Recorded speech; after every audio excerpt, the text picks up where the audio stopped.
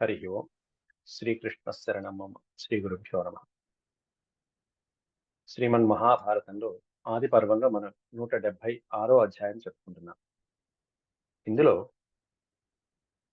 భీమసేనుని బకాసుడి దగ్గరికి పంపిస్తున్నది అనేటువంటి వార్త తెలుసుకుని యుధిష్ఠిరుడు కుంతిని కాస్త ఆక్షేపించడం జరుగుతున్నది. కేతల్లైనా ఇట్లా కుమారుణ్ణి రాక్షసుడి దగ్గరికి పంపిస్తుందా, ఏంటమ్మా నువ్వు అలా ఇలాంటి పని చేశావు అని చెప్పి ఆక్షేపించడం జరిగింది. దానికి కుంతీదేవి ఏ విధంగా భీమసేనుడి మీద తనకున్నటువంటి నమ్మకాన్ని వెలుగుచ్చిందో అనేటువంటిది ఈ అధ్యాయంలో చెప్పబడుతున్నది. అంతేకాకుండా క్షత్రియ ధర్మం అనేటువంటిది కూడా కుంతీదేవి నోట ఎలా పలికింది అనేటువంటిది వ్యాసుల వారు చెప్తున్నారు ఇక్కడ. ఈ అధ్యాయంలో ఆ ప్రవచనం చూద్దాం. ముందుగా దైవ ప్రార్థన చేసుకుందాం. ఓం శుక్లాంబరధరం విష్ణుం శశివర్ణం చతుర్భుజం ప్రసన్నవదనం ధ్యాయేత్ సర్వవిఘ్నోపశాంతయే. వ్యాసం వసిష్ఠనప్తారం శక్తేః పౌత్రమకల్మషం పరాశరాత్మజం వందే సుఖతాతం తపోనిధిం. వ్యాసాయ విష్ణురూపాయ వ్యాసరూపాయ విష్ణవే నమో వై బ్రహ్మనిధయే వాసిష్ఠాయ నమో నమః. నారాయణం నమస్కృత్య నరం చైవ నరోత్తమం దేవీం సరస్వతీం వ్యాసం తతో జయముదీరయే. గత వారంలో మనం బ్రాహ్మణుడితో కుంతీదేవి బకాసుడి దగ్గరికి భీమసేనుని పంపిస్తాను, నా కుమారుడు ఎంతో మంది రాక్షసుల్ని సంహరించినటువంటి బలశాలి అని చెప్పడం జరిగింది. వాళ్ళ సంవాదం తర్వాత భీమసేనుడు కూడా అంగీకరించాడు, తల్లి ఆజ్ఞని శిరసా వహించాడు. ఇప్పుడు భిక్షాటన నుండి తిరిగి వస్తున్నటువంటి ధర్మరాజు మొదలైనటువంటి సోదరులు నలుగురికి కూడా కుంతీదేవి విషయం చెప్పడం. భిక్షాటనార్థం గతానాం యుధిష్ఠిరాదీనాం గృహం ప్రత్యాగమనం. వాళ్ళ ఇంటికి తిరిగి వచ్చారు భిక్షాటన చేసుకున్నారు. బకం ప్రతి ప్రేష్యత ఇది జ్ఞాతవతో యుధిష్ఠిరస్య సంతాపః. భీముణ్ణి బకాసుడి దగ్గరికి పంపిస్తున్నది అని కుంతీదేవి పంపిస్తున్నది అనే విషయం తెలుసుకుని యుధిష్ఠిరుడు సంతాపం, బాధపడటం జరిగింది. ఎందుకు బాధపడుతున్నాడు అనేది విషయం శ్లోకాల్లో ఉంది. భీమసేన ప్రభావ కథనేన కుంత్యాకృతం యుధిష్ఠిర ఆశ్వాసనం. ఆ కంగారు పడుతున్నటువంటి యుధిష్ఠిరుణ్ణి కుంతీదేవి ఎలా ఆశ్వాసించింది, శాంతపరిచింది అనేటువంటిది ఈ అధ్యాయం. వైశంపాయనుడు జనమేజయ మహారాజుకి చెప్తూ, కరిష్య ఇతి భీమేన ప్రతిజ్ఞాతేన భారత ఆజగ్ముస్తే తతః సర్వే భైక్ష్యమాదాయ పాండవాః. ఓ భారత అంటూ జనమేజయ మహారాజుకి సంబోధన వైశంపాయనుడు. భరతవంశంలో శ్రేష్ఠుడా. కరిష్య ఇది భీమసేన ప్రతిజ్ఞాతే. భీమసేనుడు ప్రతిజ్ఞ చేశాట. ఏమని ప్రతిజ్ఞ చేశాడు? కరిష్య తవ వచనం ఇది. అమ్మా నువ్వే చెప్తే అది చేస్తానమ్మా అని చెప్పి భీమసేనుడు ప్రతిజ్ఞ చేసేశాడు. ఆ ప్రతిజ్ఞ తర్వాత వెళ్ళటానికి తగినటువంటి ఏర్పాట్లన్నీ చేశారు. ఆహార పదార్థాలన్నీ సిద్ధం చేస్తున్నారు. ఆజగ్ముస్తే తతః సర్వే భైక్ష్యమాదాయ పాండవా. ప్రతిజ్ఞ చేశాడు. భీముడు చేయవలసినటువంటి పనులు అక్కడ చేసుకుంటున్నాడు, సిద్ధం చేసుకుంటున్నాడు. ఇంతలో భిక్షకి వెళ్ళినటువంటి, భైక్ష్యం అంటే భిక్ష, భైక్ష్యం ఆదాయ అంటే భిక్షని గ్రహించినటువంటి పాండవులు ఆజగ్ముహు. ఆజగ్ముహు అంటే ఇంటికి, గృహానికి తిరిగి వచ్చారు. తిరిగి వచ్చేటప్పటికీ ఇక్కడ ఇంట్లో, బ్రాహ్మణుడి ఇంట్లో భీమసేనుడు ఎలా ఉన్నాడు చూశాడు ధర్మరాజు. ఆశ్చర్యపోయాడు ఒకసారి. భీమసేనం తతో దృష్ట్వా ఆపూర్ణవదనం తదా. ఆపూర్ణవదనం తదా. భీమసేనుని చూసేటప్పటికి ఆ వదనము, ఆ ఉత్సాహము. ఎలా ఉన్నాడయ్యా భీమసేనుడు అంటే కాస్త జబ్బలు జరుచుకుంటూ వామప్ చేసుకుంటున్నాడు. ఎంత అద్భుతంగా చెప్తారో. భీమసేనుడి యొక్క ఉత్సాహం చూసి ఆశ్చర్యపోయాడు యుధిష్ఠిరుడు. కామ్గా ఉండాల్సిన యుధిష్ఠిరుడు వనంలో బ్రాహ్మణుడి ఇంట్లో బ్రాహ్మణుడిలాగా ఎలా ఉండాలి? కానీ భీమసేనుడి ఆకారము విశేషం చూసేటప్పటికి ధర్మరాజుకి ఏదో గుర్తొచ్చింది. ఏం గుర్తొచ్చిందంటే, భీమసేనుడు ఎప్పుడు ఇంత ఉత్సాహంగా ఉంటాడంటే, ఇంత హుషారుగా ఉంటాడంటే చేతి నిండా పని దొరికినప్పుడు. చేతి నిండా పని వచ్చింది అన్నప్పుడు మంచి హుషారు వస్తుంది ఎవరికైనా. కాబట్టి భీమసేనుడికి ఆ హుషారు కనిపిస్తుంది. ఎక్కడికో యుద్ధానికి వెళ్తున్నాడు, ఎవరినో తంతానికి వెళ్తున్నాడు, మంచి ఉత్సాహంగా ఉన్నాడు, కాస్త వామప్ చేసుకుంటున్నాడు, బిల్డప్ చేసుకుంటున్నాడు. అంటూ బల ప్రదర్శన చేస్తున్నాడు. మొహంలో ఆనందము, సంతోషం చూసేటప్పటికి అర్థమైపోయింది ధర్మరాజుకు. ఓరి నాయనో వీడెవరి మీదకో వెళ్తున్నాడు, కొంప ముంచేట్టున్నాడు అని చెప్పి బుబోధ ధర్మరాజస్తు హృషితం భీమమచ్యుతం. హృషితము అంటే సంతోషం. భీమసేనుడిలో ముఖ కవళికల్లో ఉన్నటువంటి ఆనందము, ఉత్సాహము చూసేటప్పటికి కంగారేసేసింది ధర్మరాజుకి. పెద్దన్నే కదా, ఎంతసేపు తమ్ముడికి ఏమిటో ఏం అఘాయిత్యం చేస్తున్నాడు తమ్ముడు అని చెప్పి లోపలికి పరిగెత్తుకుంటూ వెళ్ళాడు. భీమసేనుడిని అడగల, తల్లిని అడిగాడు వెంటనే లోపలికి వెళ్ళి. తోషస్య కారణం యత్తు. తోషస్య కారణం, తోషము అంటే సంతోషము, ముదము అన్న, పృష్ట అన్న, తోషము అంటే సంతోషం. తోషస్య కారణం యత్తు మనసా చింతయత్ గురు. ఇంత ఆనందంగా ఉంది, వీడి మొహం ఏమిటై ఉంటుంది అని చెప్పి మనసులో ఆలోచించుకుని ఒక్కసారి సమీక్షించుకుందామని చెప్పేసి తాను అనుకున్నది కరెక్టా కాదా, వీడు ఏమన్నా ఎవరి మీద కన్నా అఘాయిత్యానికి వెళ్తున్నాడా, యుద్ధానికి వెళ్తున్నాడా కనుక్కుందాం, కన్ఫర్మ్ చేసుకోవడం కోసం అని చెప్పేసి లోపలికి వెళ్ళాడు. సమీక్ష తదా రాజన్ యోద్ధుకామం యుధిష్ఠిర. యోద్ధుకామం యుధిష్ఠిర. ధర్మరాజు యుద్ధం చేయటానికి సర్వసన్నద్ధుడైనటువంటి భీమసేనుని సమీక్ష చక్కగా చూసి పరిశీలించి వాడి ఆకారంతోనే ఆకారేణైవ తం జ్ఞాత్వా, భీమసేనుడి యొక్క ఆకారము, భుజబలాలు మంచి సిద్ధంగా ఉన్నటువంటి అపీరెన్స్ చూసేటప్పటికి జ్ఞాత్వ మొత్తం అంతా తెలుసుకున్నాడు. ఓహో మన వాడు బయలుదేరుతున్నాడు ఎక్కడికో అని. వీడిని కూడా తీసుకెళ్తే పోయేది యాతనకి, అనవసరంగా వీడిని ఇంట్లో పెట్టాం. జ్ఞాత్వ తెలుసుకొని పాండుపుత్రో యుధిష్ఠిర, పెద్దవాడైనటువంటి అన్నగారైనటువంటి యుధిష్ఠిరుడు రహహ. రహహ అంటే రహస్యముగా తల్లిని పక్కకి పిలిచాడు. అమ్మా ఏంటి వాడు అట్టా ఉన్నాడు అంటూ. రహహ సముపవిశ్యేక తతః పప్రచ్ఛ మాతరం. పప్రచ్ఛ మాతరం, రహస్యంగా తల్లిని అడుగుతున్నాడు. అమ్మా ఏమిటి భీమసేనుడి సంగతి ఏమిటి? కిం చికీర్ష్యత్యయం, అయం కిం చికీర్ష, ఏదో చేయబోతున్నాడే. కిం చికీర్షత్యయం కర్మ భీమో భీమ పరాక్రమ. ఇక్కడ భీ అనే పదం పడాలి, అక్షరం భమ అని పడింది. భీమ పరాక్రమ భీమ, భయంకరమైనటువంటి పరాక్రమం, అమితమైనటువంటి పరాక్రమం కలిగినటువంటి భీమసేనుడు ఏదో అద్భుతమైనటువంటి కర్మ చేయాలనేటువంటి ఉత్సాహంలో ఉన్నాడు. ఏం చేయదలుచుకున్నాడమ్మా? పోనీ వాడు చేయదలుచుకున్నటువంటి దానికి నీ అనుమతి ఏమన్నా ఉందా, నీ ఆజ్ఞ ఏమన్నా ఉందా? భవత్యనుమతే కించిత్. భవత్యనుమతే అంటే నీ యొక్క అనుమతి తీసుకునే చేస్తున్నాడా వాడు ఆ అఘాయిత్యాన్ని? భవత్యనుమతే కశ్చిత్ స్వయం వా కర్తుమిచ్చతి. నీ అనుమతి తీసుకుని చేస్తున్నాడు, లేకపోతే స్వయం వా కర్తుమిచ్చతి, లేకపోతే వాడే స్వయంగా ఏదో ప్లాన్ చేసుకుంటున్నాడు ఏమన్నా. స్వయం కర్తుమిచ్చతి, స్వయంగా వాడు ఏమన్నా చేయాలని సంకల్పించాడా? నువ్వేమన్నా చేయమని ఆజ్ఞాపించావమ్మా? ఎందుకు వాడు అట్లా ఉన్నాడు, వాడు ఏదో కొత్తగా ఉన్నాడు. ఈ ఉత్సాహం ఎప్పుడు వస్తుందంటే యుద్ధాలకు వెళ్లే ముందు వస్తుంది. యుద్ధం అంటే హుషారు, వీరులకు మంచి హుషారు వస్తుంది. ఆ హుషారు కనిపిస్తుంది భీమసేనుడి యొక్క ముఖంలో. అప్పుడు కుంతీదేవి అంటుంది, మమైవ వచనాదేశ కరిష్యతి పరంతప. ఏష పరంతప, ఈ భీమసేనుడు, గొప్ప బలవంతుడైనటువంటి భీమసేనుడు మమ వచనాత్ ఏష కరిష్యతి. ఇదిగో ఇలా ఉండటానికి కారణం నా వచనములే నాయన, నేనే చెప్పాను అలా ఉండమని, ఇలా రెడీగా ఉండమని. బ్రాహ్మణార్థే మహత్కృత్యం మోక్షాయ నగరస్య చ అని విషయం సింపుల్ గా చెప్పేసింది. బ్రాహ్మణార్థే మహత్కృత్యం మోక్షాయ నగరస్య చ. ఒకటేంటంటే బ్రాహ్మణుణ్ణి రక్షించడం అనేటువంటి ఒక మహాకార్యం గురించి, మహత్కృత్యం, మహాకృత్యం గొప్ప కార్యం. అంతేకాకుండా మోక్షాయ నగరస్య చ, ఈ నగరానికి పట్టినటువంటి బకాసురుడు అనేటువంటి రాక్షస పీడ నుంచి విముక్తి కలిగించడం కోసం అని చెప్పి, ఈ బ్రాహ్మణుని కుటుంబాన్ని రక్షించడం కోసం అని చెప్పేసి నేనే భీమసేనుని ప్రేరేపించానయ్యా. బకాయ కల్పితం పుత్రం పుత్రం మహాంతం బలిముత్తమం భీమో భునక్తు సుస్పష్టం అప్యేకాహం తపస్సుతః. బకాయ కల్పితం పుత్రం మహాంతం బలిముత్తమం. కాబట్టి బకాసుడి దగ్గరికి అద్భుతమైనటువంటి బ్రహ్మాండమైనటువంటి వంటకాలు, బలి ఆహారం, ఉత్తమమైనటువంటి ఆహారము మొదలైనటువంటి వాటితో పాటుగా ఈ బ్రాహ్మణ కుమారుడి పదులుగా నా పుత్రుడైనటువంటి భీమసేనుని నేనే కల్పించాను. పుత్రం కల్పితం, నా కుమారుడిని నేనే కల్పించాను బ్రాహ్మణ కుమారుని రక్షించడం కోసం. అందువల్ల నా ఆజ్ఞతో వాడు ఆహార పదార్థాలన్నీ తీసుకుని సిద్ధంగా ఉన్నాడు. ఈ ఆహార పదార్థాలు తీసుకుని బకాసుడి దగ్గరికి వెళ్ళినప్పుడు చూడాలి ఎంత అద్భుతంగా ఉంటుందో భీమసేనుడి యొక్క యుద్ధం, ఎంత బాగుంటుందో. ఈ పదార్థాలన్నీ వాడికి పెట్టడానికి అచి అవేం కాదు.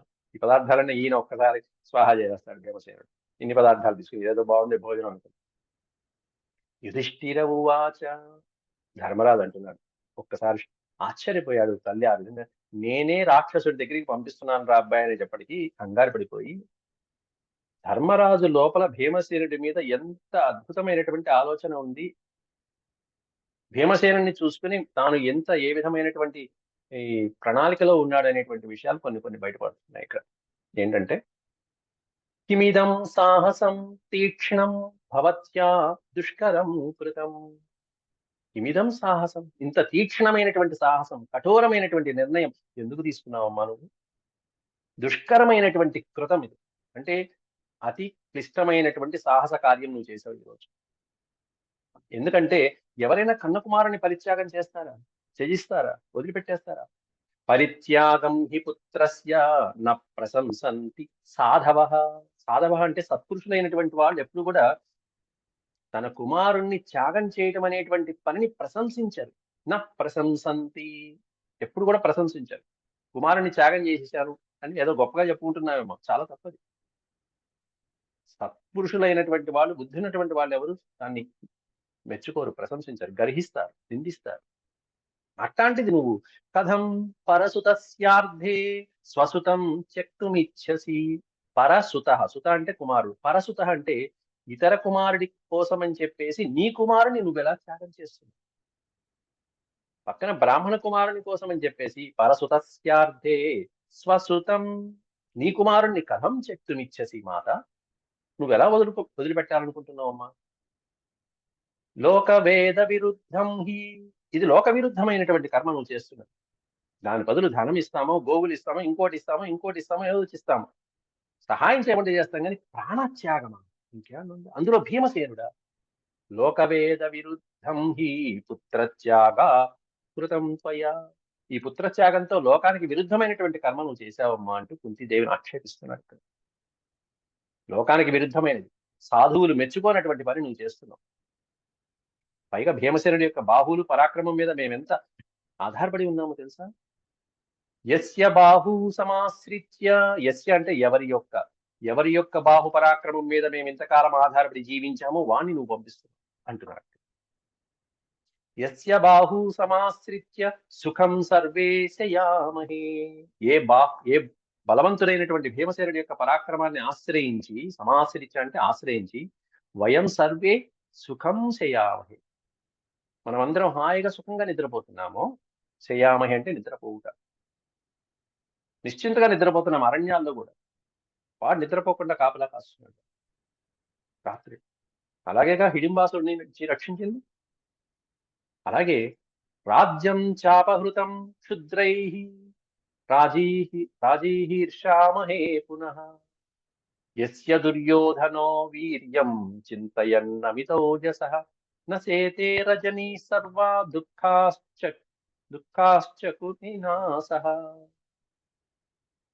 అనేకమైనటువంటి విషయాల్లో రాజ్యం చాపహృతం క్షుద్రై, క్షుద్రమైనటువంటి రాజకీయ నీతులను ఉపయోగించి మనల్ని ఈ విధంగా అష్టకష్టాలు పాలు చేస్తున్నప్పుడు ఆ దుర్యోధనుని యొక్క యస్య దుర్యోధనో వీర్యం, రోజు రోజుకి అలా బలపరాక్రమాలతోనూ అతనికి ఉన్నటువంటి బంధువర్గానికి అతనికి సాయం వచ్చేటువంటి వీరుల్ని చూసి, రోజు రోజు దుర్యోధనికి సాయం చేస్తున్న వీరుని చూసి రోజు నేను కంగారు పడుతుంటే, దుర్యోధనుని యొక్క వీర్య పరాక్రమాలు చూసి నేను ఎలా అయితే కంగారు పడుతున్నానో, వాటికి తగినటువంటి వాడు వీరుడు ఇదిగో ఈ భీమసేనుడు.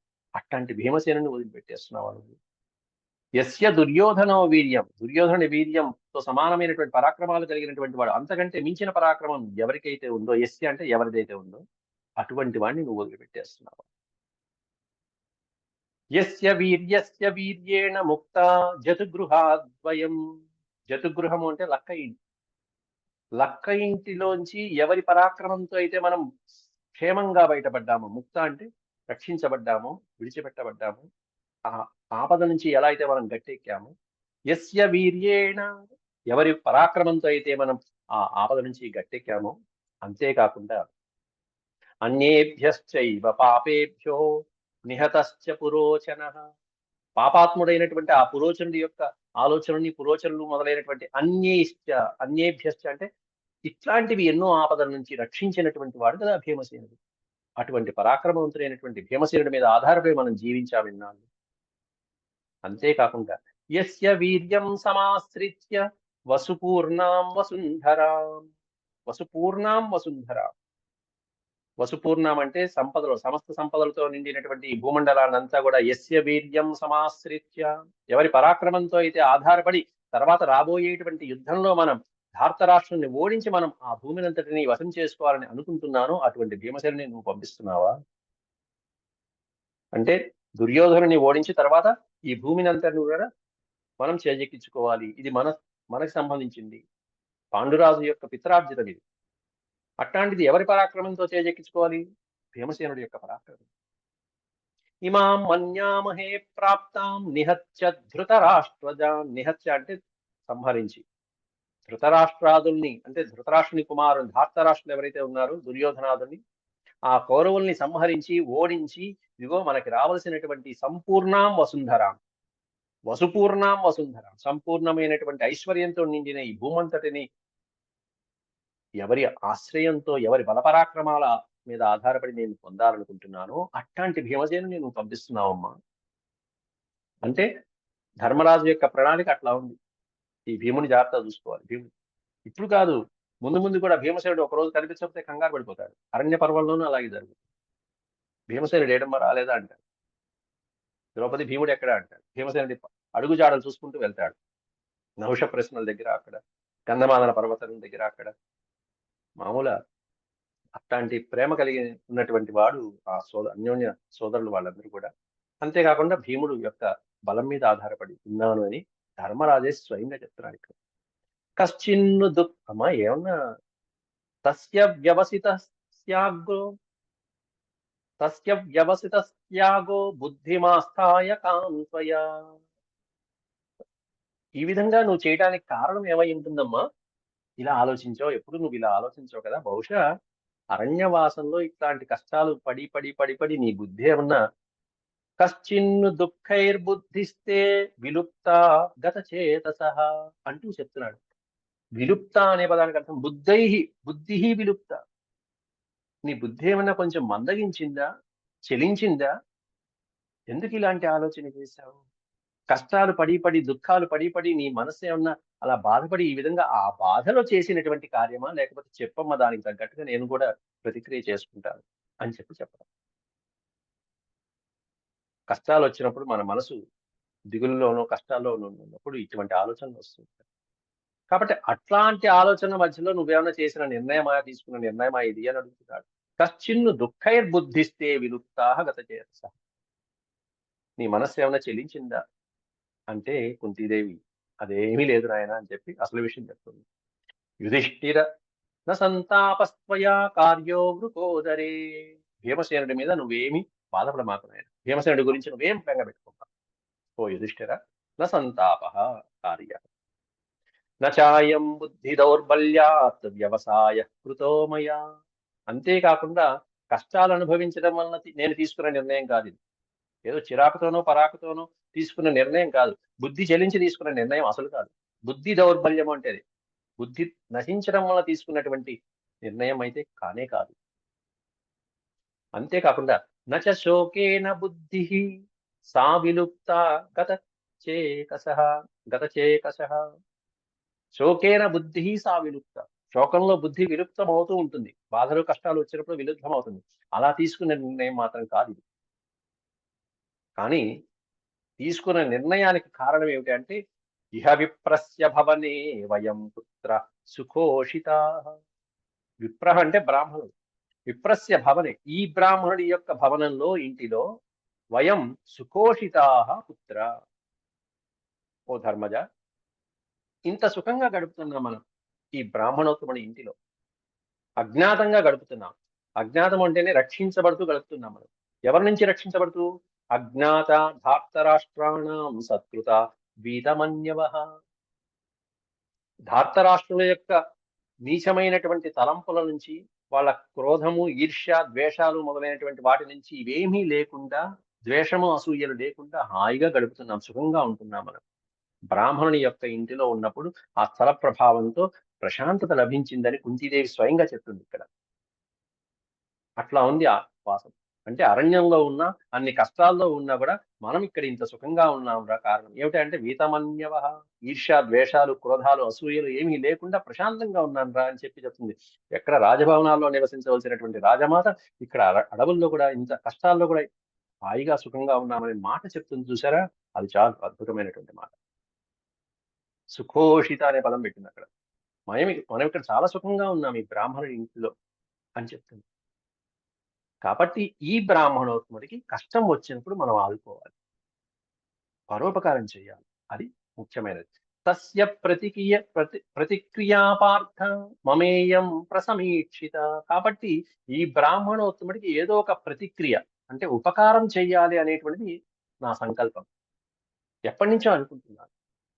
ప్రతిక్రియ అనే పదానికి అర్థం. ఏదో ఒక ఉపకారం చేయాలి. ఇతను మనకి సహాయం చేశాడు, వసతి ఇచ్చాడు, సుఖంగా ఉంటున్నాం. కాబట్టి ఇతనికి ఏదో ఒక ప్రతిక్రియ చేయాలని ఎప్పటినుంచో అనుకుంటున్నాను. ఇప్పుడు ఆ సమయం వచ్చింది. అందులోనూ ఆపదలో ఉన్నప్పుడు మనం తప్పకుండా చేసి తీరాలి. ఏతావానేవ పురుషః కృతం యస్మిన్ ననశ్యతి. ఏతావానేవ పురుషః, అటువంటి వాడే పురుషుట. ఎటువంటి వాడంటే ఎదుటివాడికి కష్టాలు వచ్చినప్పుడు ఎవరైతే సహాయం చేస్తారో వాడు పురుషుడంటే. అట్లాంటి పురుషుడు ననశ్యతి. వాడు ఎన్నటికీ నశించడు. వాడెప్పుడు కూడా ప్రశంసించబడతాడు. పేరు ప్రఖ్యాతులతో కీర్తి గణిస్తాడు అట్లాంటి వాడు. యావచ్చ కుర్యాదన్యోస్య కుర్యాద్ బహుమతం బహుగుమం అని పడింది. బహుమతం తతః అని ఉండాలి అక్కడ. యావచ్చ కుర్యాదన్యోస్య కుర్యాద్ బహుమతం తతః అని ఉండాలి. యావచ్చ కుర్యాద్ అన్యోస్య, ఎదుటివాడు మనకి ఒక ఉపకారం చేసినప్పుడు దానికి ప్రత్యుపకారం చేయటం అనేటువంటిది తప్పకుండా చేసి ఉండాలి. అటువంటి వాడు బహుమత తతః కీర్తించబడతాడు, చక్కగా ప్రశంసించబడతాడు ఆయన అందరి మధ్యలో. కాబట్టి బ్రాహ్మణార్థే మహాన్ ధర్మో జానామి ఇత్థం వృకోదరే. కాబట్టి అది తెలిసే నేను ఈ వృకోదరిని నేను ఈ విధంగా ప్రేరేపించాను. బ్రాహ్మణార్థే మహాన్ ధర్మ. ఈ బ్రాహ్మణుని రక్షించడంలో గొప్ప ధర్మం అనేటువంటిది నేను చూశాను. అందువల్ల వృకోదరిని నేను ప్రేరేపించాను. అంతేకాకుండా ఇంకొక విషయం చెప్తున్నది ఇక్కడ. భీమసేనుడి యొక్క బలపరాక్రమాన్ని ప్రత్యక్షంగా చూసి నమ్మకంతో ఉన్నది ఇక్కడ తల్లి కుంతీదేవి. ఆ నమ్మకాన్ని వివరిస్తున్నది. దృష్ట్వా భీమస్య విక్రాంతం. దృష్ట్వా అంటే చూసి. ఏం చూసింది? భీమస్య విక్రాంతం తదా జతుగృహే మహాత్. జతుగృహంలో లక్క ఇంటిలో మనల్ని రక్షించినప్పుడు భీమసేనుడి యొక్క పరాక్రమాన్ని స్వయంగా చూశాను, ప్రత్యక్షంగా చూశాను. మన ఐదుగురిని ఆ విధంగా ఆ నిప్పు ఇంటిలోంచి, ఆ తగలబడుతున్నటువంటి ఇంట్లోంచి రక్షించుకుంటూ ఎన్ని కిలోమీటర్లు నడిచాను, ఎలా రక్షించాడు మనల్ని కూడా, అదంతా చూశాను. ఇంకోటి, హిడింబస్య వధాచ్ఛేయం విశ్వాసో మే వృకోదరే. హిడింబాసుని సంహరించినప్పుడు ఆ హిడింబాసుని ఎంత లీలగా అతి సునాయాసంగా సంహరించాడో అప్పుడే నాకు వృకోదరుడి మీద విశ్వాసం కలిగిందయ్యా, నమ్మకం కలిగిందయ్యా అని చెప్తుంది. కుమారుడి మీద నమ్మకం. ఆ హిడింబాసుని సంహరిస్తున్నప్పుడు సోదరులు చూశారు పక్కన, తల్లి ప్రత్యక్షంగా చూసింది. సరే హిడింబి చెప్పనే అక్కర్లా, ఆయన బలపరాక్రమాలు చూసే మురిసిపోయింది. అట్లాగే అంతేకాకుండా బాహ్వోర్బలం భీమస్య నాగాయుత సమం మహత్. నాగ అయుతం, అయుతం అంటే 10,000, 10,000 నాగములు, నాగము అంటే ఏనుగు, 10,000 ఏనుగుల మహద్బలం కలిగినటువంటి వాడు ఈ భీమసేనుడు. బాహోర్బలం హి భీమస్య, 10,000 ఏనుగుల బలం కలిగినటువంటి వాడు. ఆ బాహువుల్లో అట్లాంటి బలం ఉంది ఆ భీమసేనుడికి, తన బాహుబలం కలిగినటువంటి వాడు. అట్లాంటి ఆ బాహుబలం కలిగినటువంటి వాడు ఏనుగులు లాంటి మనల్ని, మీ నలుగురిని కూడా అలా సునాయాసంగా మోసుకొచ్చాడు. ఏన యూయం గజ ప్రఖ్యాహ అని కింద లైన్లో చెప్తుంది. యూయం అనే పదానికి అర్థం ఇక్కడ మీరు. గజ ప్రఖ్యాహ యూయం, ఏనుగులతో సమానమైనటువంటి మీ నలుగురిని కూడా భుజాల మీద అలా నడుం మీద ఎక్కించుకుని తీసుకొచ్చేశాడు. ఏన యూయం గజ ప్రఖ్యా నిర్వ్యూఢ వారణావతాత్. వారణావతంలో జరిగినటువంటి ఆ ప్రమాదం, లక్క ఇంట్లో జరిగినటువంటి ఆ ప్రమాదం నుంచి ఏనుగుల్లాంటి మీ నలుగురిని మోసుకుంటూ వచ్చి అరణ్యాల్లో ఇంత రక్షించాడా? పోనీ రక్షించిన వెంటనే ఓ 4 రోజులు రెస్ట్ తీసుకున్నాడా? ఆ రోజు రాత్రి మీరు హాయిగా గొరగబెట్టి నిద్రపోతే ఆ రోజు హిడింబాసుడిని కాస్త సంహరించాడా? అద్భుతమైనటువంటి యుద్ధం కదా! ఎక్కడా రెస్టే లేదు కుమారుడికి. ఇవన్నీ ప్రత్యక్షంగా చూసింది. అప్పుడు నమ్మకం కలిగిందిరా. అంతేకాదు ఇంకోటి కూడా జరిగింది అంటూ, వృకోదరేణ సదృశో బలేన అన్యో న విద్యతే. కాబట్టి వృకోదరుడితో సమానంగా బలం కలిగినటువంటి సమానమైనటువంటి బలం కలిగినటువంటి వాడు నా విద్యతే. ఎక్కడా లేడు. ఎక్కడా లేడు.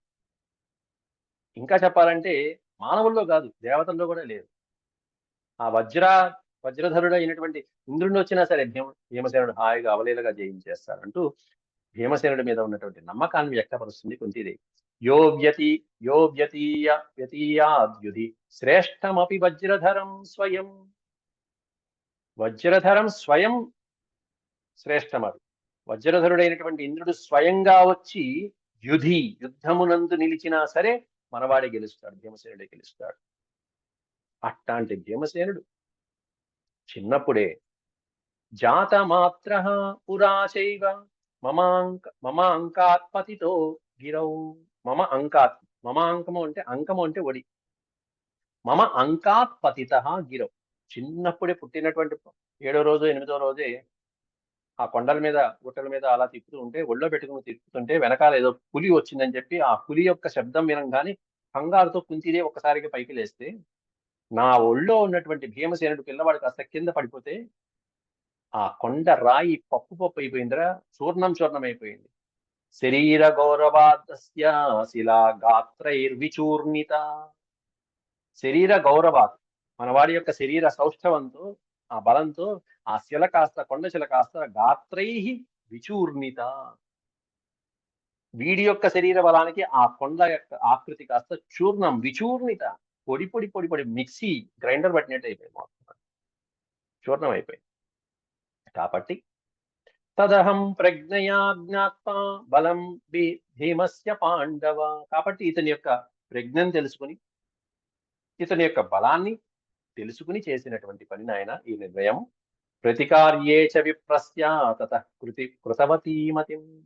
కాబట్టి బ్రాహ్మణోత్తముడికి మనం తప్పకుండా ప్రతికార్య అనే పదానికి అర్థం ఏంటంటే చేయవలసినటువంటి ఉపకారం చేయాలి ఈ బ్రాహ్మణోత్తముడు అనేటువంటి నిర్ణయం తీసుకుని ప్రతికార్యే చ విప్రస్య తతః కృతవతీమతిం. ఇది ముఖ్యమైనటువంటి. ఈ బ్రాహ్మణుడికి నేనేదో ఒక ఉపకారం చేయాలని సంకల్పించాను, ఇదిగో ఇలా చేస్తుంది. కాబట్టి భీమసేనుడికి వచ్చిన భయం ఏమీ లేదు, రాక్షసుని సులభంగా తీసుకొచ్చాడు. కాబట్టి నువ్వు అడిగినటువంటి ప్రశ్నలన్నింటికి సమాధానం ఇదిగో ఇక్కడ చెప్పేశాను అన్నట్టుగా చెప్పేశాను. కంగారు పడ మాట. నేదం లోభాన్న చాజ్ఞాన్న మోహాద్ వినిశ్చితం. కాబట్టి నేను ఏ మోహంలోనో తొందరపాటులోనో లోభంలోనో అజ్ఞానంలోనో తీసుకున్న నిర్ణయం కాదురా అబ్బాయి అని క్లారిటీ ఇస్తుంది ధర్మరాజు. నా నేదం, మొదట్లో నేదం అనే పదానికి అర్థం నా ప్లస్ ఇదం. ఇదం అంటే ఈ నిర్ణయం. లోభాత్ న, లోభంలో ఏదో నాకేదో ఆశ వస్తుంది, అది వస్తుంది, ఇది వస్తుంది అనేటువంటి ఒక పుణ్యం వస్తుందనో కాదు. అజ్ఞానాన్న, అజ్ఞానంతో నిర్ణయం తీసుకోవాలి. మోహవశంలోనో అయ్యి నేను తీసుకోలేదు. బుద్ధిపూర్వం తు ధర్మస్య వ్యవసాయ కృతోమయ. చక్కగా నా తెలివి పనిచేస్తున్నది, చక్కగా బుద్ధియుక్తంతో నా బుద్ధినంతా ఆలోచించి పరోపకారం కోసం ఇది ధర్మము అని చెప్పి నిర్ణయం తీసుకున్నటువంటిది రా అబ్బాయి అని చెప్పి చక్కగా ధర్మరాజు చెప్పింది. ధర్మరాజు కంగారు వేరు. ధర్మరాజుకి కూడా అలా వెళ్ళటం ఇష్టమే. కాకపోతే అమ్మ నిర్ణయం తెలుసుకోవడానికి అడిగాడు, అంతే తప్పించి ఏం లేదు. ధర్మరాజు ఇట్లాంటి వాటిలో ముందుంటాడు అసలైతే. అదే తర్వాత చెప్తాడు, వచ్చే అధ్యాయంలో అదే చెప్తాడు. మరి దానివమ్మ నాకు ఇష్టమే, పద, మన వాడు గట్టివాడు ఏం కాదు అని చెప్పి అంటాడు. అమ్మ కంగారు పడకుండా ఉండటం కోసం మానసికంగా ఆవిడ్ని ముందు స్టెబిలిటీ చేయడం ఇదంతా. లేకపోతే తర్వాత అమ్మ కంగారు పడుతుంది, ఏరా ధర్మరాజు పంపించంటే, ఏరా ధర్మరాజు అక్కడ పంపిస్తావా అని చెప్పి తల్లి అడగచ్చు కదా. కాబట్టి ముందు ఈవిడ మానసికంగా ధైర్యంగా ఉందా లేదా అని చెప్పి ఇదంతా కౌన్సిలింగ్ అనమాట, ఒక రకంగా ఇండైరెక్ట్ కౌన్సిలింగ్. అర్ధౌద్వావపి నిష్పన్నౌ యుధిష్ఠిర భవిష్యతః. ఓ యుధిష్ఠిర, ఇప్పుడు మనం తీసుకుంటున్నటువంటి ఈ నిర్ణయంలో అర్ధౌద్వావపి 2 ప్రయోజనాలు ఉన్నాయి. ఒకటేంటంటే ప్రతీకారశ్చ వాసశ్చ ధర్మశ్చ చరితో మహాన్. ప్రతీకారశ్చ వాసస్య, వాసము అంటే మనకి నివాసం ఇచ్చినటువంటి బ్రాహ్మణుడికి ఉపకారం చేసిన వాళ్ళం అవుతాం, ఇదొకటి. రెండోది ఏంటంటే ధర్మశ్చ అని చెప్తుంది. ధర్మం నిలిపినటువంటి వాళ్ళం అవుతాం. ఏంటి ఆ ధర్మం అంటే, ఆ ధర్మం అనేటువంటిది కింద చెప్తుంది. బ్రాహ్మణుని రక్షించినటువంటి ధర్మం, నగరాన్ని రక్షించిన ధర్మం, ప్రజల్ని కాపాడిన ధర్మం మనకి తెలుస్తుంది. ఈ చరిత్ర మనకి నిలిచిపోతుంది. ఇది మహా గొప్పది అని. యో బ్రాహ్మణస్య సహాయం కుర్యాదర్థేషు కర్హిచిత్. యో బ్రాహ్మణస్య, ఎవరైతే, యో అంటే ఎవరైతే, యహ ఎవరైతే, ఎవరైతే బ్రాహ్మణస్య సహాయం కుర్యాత్, బ్రాహ్మణోత్తముడైనటువంటి వాడికి సహాయం చేస్తారో, అర్థేషు కర్హిచిత్, వాడికి ఇక జీవితంలో తిరుగుండదు. అనేకమైనటువంటి ధర్మార్థ కామాలన్నీ తీరుతూ ఉంటాయి. అట్లాంటి బ్రాహ్మణుని కాపాడినటువంటి క్షత్రియుడు ఎవరైతే ఉంటారో, క్షత్రియస్స శుభాల్లోకాన్ ఆప్నుయాదితి మే మతి. బ్రాహ్మణుణ్ణి కాపాడినటువంటి క్షత్రియుడికి శుభాల్లోకాత్ ఆప్నుయాత్, అంటే శుభకరమైనటువంటి లోకాలు బ్రాహ్మణ్ణి కాపాడిన క్షత్రియుడి కోసం నమస్కారం చేసి ఎదురు చూస్తూ ఉంటాయట. అంటే అటువంటి క్షత్రియుడు, బ్రాహ్మణ్ణి కాపాడిన క్షత్రియుడు పుణ్యలోకాలను పొందుతాడు అని ఇతి మే మతి. కాబట్టి క్షత్రియుడు బ్రాహ్మణ్ణి కాపాడటం క్షత్రియుడి యొక్క బాధ్యత. అలాగే బ్రాహ్మణుని కాపాడటమేనా? కాదు కాదు, చాతుర్వర్ణ్యాల్ని చెప్తున్నది ఇక్కడ. క్షత్రియస్యైవ కుర్వాణ క్షత్రియో వధమోక్షణం. ఒక క్షత్రియుడైనటువంటి రాజు మరొక క్షత్రియుడిని కాపాడటం జరిగితే గనక ఎంతటి పుణ్యం వస్తుందో చెప్తున్నది ఇక్కడ. ఒక రాజు ఇంకొక రాజు యొక్క వధించడం గాని, మోక్షణం గాని. వధమోక్షణం, వధమోక్షణం అంటే సంహరించకుండా విడిచిపెట్టిన సందర్భాలు. యుద్ధంలో ఎప్పుడైనా యుద్ధం జరిగినప్పుడు ఇద్దరు క్షత్రియులు కొట్టుకుంటున్నప్పుడు ఈ రాజు గెలిచి రెండో రాజుని వధించకుండా వదిలిపెట్టడం వల్ల వచ్చే పుణ్యం చెప్తున్నది ఇక్కడ. క్షత్రియో వధమోక్షణం, దానివల్ల విపులాం కీర్తిమాప్నోతి లోకేస్మిన్శ్చ పరత్రచ. అటువంటి రాజుకి, అటువంటి క్షత్రియుడికి ఇహ పరలోకాలలో కీర్తి లభిస్తున్నది రా అబ్బాయి. ఇహత్ర పరత్ర, ఇక్కడ పరలోకంలో, ఇరు లోకాలలో కూడా కీర్తి పొందుతాడు. అట్లా బ్రాహ్మణుని కాపాడితే ఏం ధర్మం, క్షత్రియుని కాపాడితే ఏం ధర్మం, మరి వైశ్యుణ్ణి కాపాడినప్పుడు ఏంటో చెప్తున్నది ఇక్కడ మళ్ళీ తర్వాత. వైశ్యస్యార్థే వైశ్యస్యార్థే చ సాహాయ్యం కుర్వాణః క్షత్రియో భువి. క్షత్రియుడైనటువంటి వాడు వైశ్యుణ్ణి కాపాడినప్పుడు ఏం జరుగుతుంది, ఎటువంటి పుణ్య ఫలితం పొందుతాడు ఆ క్షత్రియుడు? సర్వేష్వపి లోకేషు ప్రజారంజయతే ధ్రువం. సర్వేష్వపి లోకేష్ అంటే సమస్త లోకాలలో ఉన్నటువంటి ప్రజల చేత రంజించబడతాట ఆ రాజు. సమస్త లోకాలలో ఉన్నటువంటి వాళ్ళు అంటే భూమి మీద ఉన్నటువంటి ప్రాణికోటే కాకుండా ఊర్ధ్వ అధోలోకాలలో ఉన్నటువంటి వాళ్ళ చేత కూడా కీర్తించబడినటువంటి పేరు ప్రఖ్యాతులు గణిస్తాడా క్షత్రియుడు. ఎవరిని రక్షించినప్పుడు? వైశ్యస్యార్థే సహాయం కుర్వాణ క్షత్రియ, వైశ్యుణ్ణి సహాయం చేసినటువంటి క్షత్రియుడు. అట్లా చాతుర్వర్ణ్యాల్ని రక్షించడం అనేటువంటి క్షత్రియ ధర్మంగా చెప్తున్నది ఇక్కడ కుంతిదేవి. మరి శూద్రుల్ని, శూద్రంతు మోచయేద్రాజ శరణార్థినమాగతం. శరణార్థినమాగతం అనేది పెట్టింది. రక్షించండి బాబు అని వేడుకున్నటువంటి శూద్రుణ్ణి కాపాడినప్పుడు, సేవకుణ్ణి కాపాడినప్పుడు ఆ క్షత్రియుడికి వచ్చేటువంటి పుణ్యం ఏంటి? శరణార్థినమాగతం. శరణు కోరి వచ్చినటువంటి ఆ శూద్రుణ్ణి, సేవకుణ్ణి రక్షించడానికి రక్షించినటువంటి క్షత్రియుడికి ప్రాప్నోతీహ కులే జన్మ సద్రవ్యే రాజపూజితే. ప్రాప్నోతి ఇహ కులే జన్మ. అటువంటి క్షత్రియుడికి ఉత్తమమైనటువంటి గొప్ప వంశంలో జన్మ కలుగుతుందిట.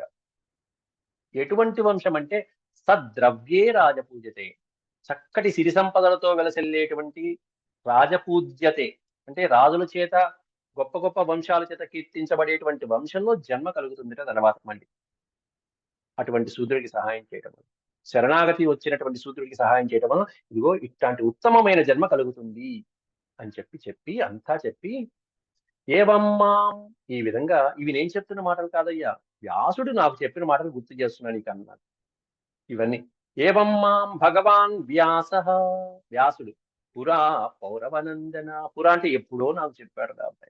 ఇవి క్షత్రియులు పాటించవలసిన ధర్మాలు. చాతుర్వర్ణ్యాలకి కూడా రక్షించుతూ ఉండాలి.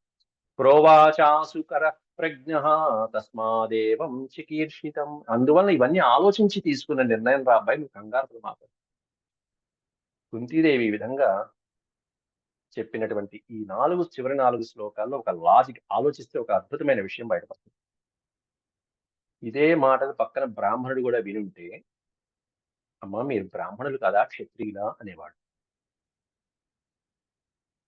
పక్కన ఉన్నటువంటి ఇంటి యజమాని గనక ఈ మాటలు వినుంటే, ఎందుకంటే అప్పటికే అసలు బ్రాహ్మణుడు అడిగేసి ఉండాలి.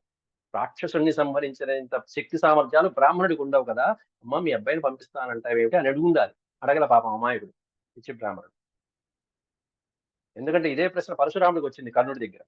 ఒరేయ్ అబ్బాయి పురుగు కుడితే మేమందరం కెవ్వుమంటాం. నువ్వేంట్రా అలా పడుతున్నావు? నువ్వు క్షత్రియుడివా అని చెప్పని దివ్య దృష్టిని అప్పుడు ప్రయోగించాడు. మరి అట్లాంటిది రాక్షసుడిని సంహరించడానికి బ్రాహ్మణ పుత్రులుగా ఉన్నటువంటి వీళ్ళు ఇలా వెళ్తున్నారు. అప్పుడే తెలుసుకోవాలి కదా! బ్రాహ్మణులు చంపలేరు కదా! పోనీ మంత్రబలం ఉందనుకున్నాడేమో. పోనీ ఇప్పుడు కుంతీదేవి ఇక్కడ నిరాధారంగా చెప్తుంది. క్షత్రియుడు రక్షించాలి, క్షత్రియుడు రక్షించాలి అని 4 సార్లు అనేటప్పటికి అదేంటి బ్రాహ్మణుడు రక్షించాల్సింది అనాల్సింది పోయి క్షత్రియుడు, క్షత్రియుడు అన్నదంటే పట్టుకోవాలి కదా! పట్టుకోలా. అది. ఎందుకంటే అక్కడ బ్రాహ్మణుడు ఉన్నా లేకపోయినా అదొక మాట. వ్యాస భగవానుడు ఈ బ్రాహ్మణుడి ఇంట్లో పెట్టి వెళ్ళాడు ఇంగంతే ఇంకేం మాట్లాడడు. అది వ్యాస మహర్షి యొక్క చిటికు. ఇది శ్రీమన్మహాభారతే ఆదిపర్వణి భగవద పర్వణి షట్సప్తతిత్యధికశతతమోऽధ్యాయः సమాప్తः 176 అధ్యాయాలు సమాప్తమయ్యే 7986 శ్లోకాలు. ఓం శాంతి శాంతి శాంతి. యదక్షరపదభ్రష్టం మాత్రాహీనం చేద్ భవేత్ తత్సర్వం క్షమ్యతాం దేవ నారాయణ నమోస్తుతే. సర్వం శ్రీకృష్ణార్పణమస్తు. ఓం నమో భగవతే వాసుదేవాయ. ఇలా మహాభారతంలో చాలా మంది యొక్క మాటల్లో పాండవులు, కుంతీదేవి వీళ్ళెప్పుడు అసత్యాలు ఆడారు. ఈ విధంగా ఇండైరెక్ట్ గా చెప్తారు వాళ్ళు. మనకి క్లూ ఇస్తారు. కాబట్టి అసత్యం చెప్పినట్టు కాదు వాళ్ళు. వాళ్ళు బ్రాహ్మణులుగా ఉన్నారు కదా! క్షత్రియులే అని చెప్పిందిక్కడ. వాళ్ళు తెలుసుకోవాలి.